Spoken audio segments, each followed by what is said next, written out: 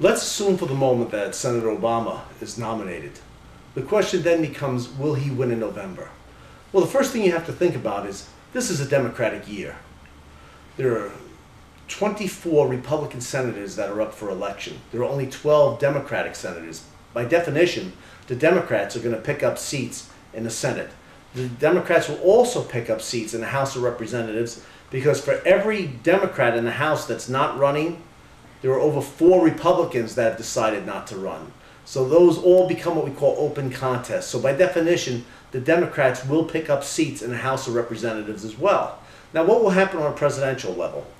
Traditionally, and the press will never talk about this, since 1964, and actually 68, the South as a bloc has always voted Republican. This is over 44 years, unless the Democratic candidate comes from the South. So your exceptions are Lyndon Johnson in 64, Jimmy Carter in 76, and Bill Clinton, who came out of Arkansas in 92. In other words, it looks like, historically speaking, the Democrats can only elect a Southern Democrat to the presidency of the United States.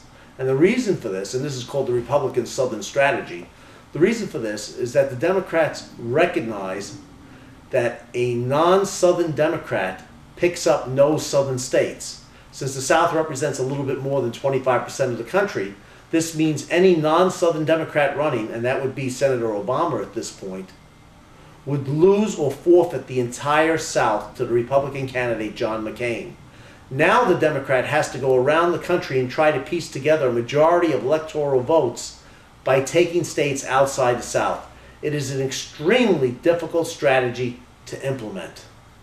It even gets much worse for the Democrats if the Republicans nominate a Republican from the South, which they're not going to do this year. John McCain comes from the Sun Belt. He comes from Arizona. But this is an illustration of what Senator Obama is literally up against in trying to overcome the Republican Southern strategy, which has now worked successfully for more than 2 generations.